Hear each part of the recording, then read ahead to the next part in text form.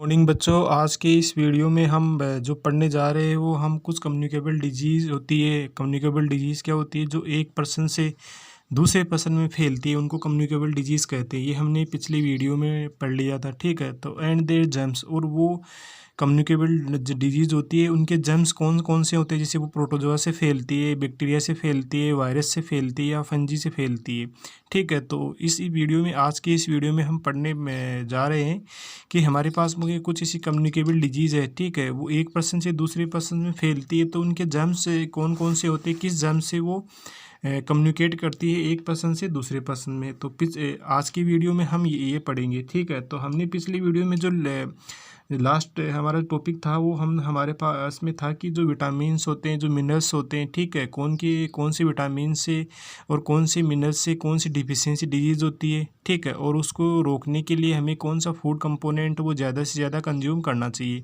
ठीक है। तो हमने पिछली वीडियो में ये डिस्कस कर लिया था। अब आज की इस वीडियो में हम पढ़ने जा रहे हैं कि कम्युनिकेबल डिजीज़ होती है। तो ये तो हमने पढ़ लिया थी, कम्युनिकेबल डिजीज़ तो एक पर्सन से दूसरे पर्सन में फैलती है। और नॉन कम्युनिकेबल डिजीज़ क्या होती है? एक पर्सन से दूसरे पर्सन में नहीं फैल पाती है। तो हमारे पास में जो कम्युनिकेबल डिजीज़ होती है, ठीक है, तो उनके जर्म्स होते हैं, जैसे जिसमें उसमें एक जर्म्स है जिसका नाम है प्रोटोजोआ। क्या है? प्रोटोजोआ।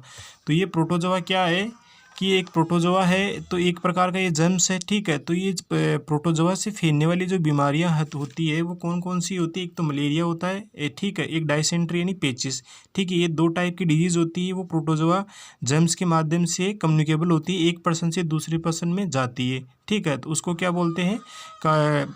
कम्युनिकेबल डिजीज़ होती है, ठीक है। वो एक पर्सन से दूसरे पर्सन में जाती है, किसके माध्यम से जाती है? प्रोटोजोआ एक जर्म्स होता है जिसके माध्यम से एक पर्सन से दूसरे पर्सन में जाती है, ठीक है। मलेरिया आप जानते होंगे, जिससे मच्छरों से फैलता है। और डायसेंट्री क्या होता है? एक बीमारी होती है, ठीक है। वो क्या होता है कि जो हमारे आते होती है, ठीक है, हमारी स्मॉल इंटेस्टाइन और लार्ज इंटेस्टाइन होती है, उनमें घाव हो जाते हैं, ठीक है, जिसकी वजह से जो खून वगैरह है, बलगम वाले दस्त होने लग जाते हैं, पेट में ऐंठन आ जाती है, हल्का पेट दर्द होने लग जाता है, ठीक है। तो वो डायसेंट्री के लक्षण है, इसको पेचिस बोलते हैं हिंदी में, ठीक है। तो ये दो बीमारियां होती है, मलेरिया और डायसेंट्री। ये किससे होती है? प्रोटोजोआ जर्म्स से। उसके बाद में देखो, सेकंड हमारे पास में जो जर्म्स है वो है बैक्टीरिया, ठीक है। बैक्टीरिया से फैलने वाली बीमारियां कौन कौन सी होती है? एक तो निमोनिया होता है, ये बैक्टीरिया से फैलता है, ठीक है। एक टाइफाइड होता है, ये भी इससे फैलता है बैक्टीरिया से। एक ट्यूबरकुलोसिस, एक फेफड़ों से संबंधित बीमारी होती है जिसको टीबी बोलते हैं, ठीक है, वो भी किससे फैलती है? बैक्टीरिया से।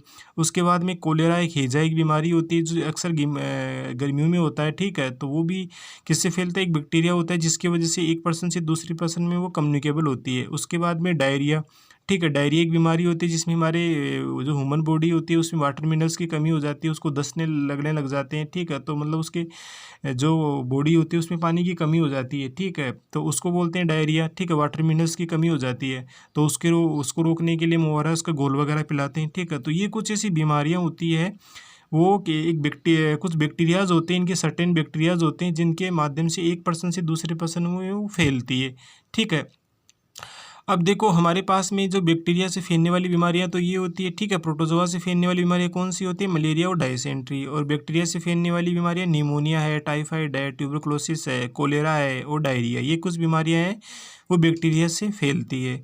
अब हम पढ़ने जा रहे हैं वायरस। वायरस से फैलने वाली जो बीमारियां होती है वो कौन कौन सी? एक तो कॉमन कोल्ड, जैसे सामान्य जो सर्दी जुकाम हो जाती है किसी पर्सन को, यदि उस पर्सन के टच में यदि कोई दूसरा पर्सन आ रहा है, ठीक है, तो उसके टच होने से या उसके जैसे उसके पास में जाने से वो वायरस उसके पास में चला जाएगा और उसके किसी न किसी माध्यम से, मुंह के माध्यम से, ठीक है, आँख के माध्यम से, किसी के माध्यम से वो बॉडी के अंदर इंसर्ट हो जाता है। तो उसके माध्यम से वो वायरस दूसरे ह्यूमन बॉडी के शरीर में चला जाता है, उससे कुछ बीमारियां दूसरे पर्सन को भी हो जाती है। जैसे में कॉमन कोल्ड जो सामान्य सर्दी जुकाम है, वो एक तो वायरस के माध्यम से एक पर्सन से दूसरे पर्सन में कम्युनिकेबल होती है। एक होता है फ्लू। फ्लू का मतलब होता है बुखार, ठीक है। बुखार भी ऐसी होती है, वो भी एक वायरस होते हैं, उनके माध्यम से एक पर्सन से दूसरे पर्सन में वो फैल सकती है, वो कम्युनिकेबल होती है, ठीक है। उसके बाद में एक चिकन पॉक्स एक बीमारी होती है। तो उस पर क्या होता है कि जो हमारी जो बॉडी होती है उस पर रेड रेड कलर के दाने सी फुंसियाँ से निकलने लग जाती है, ठीक है, और फिर उन पर खुजली चलने लग जाती है। तो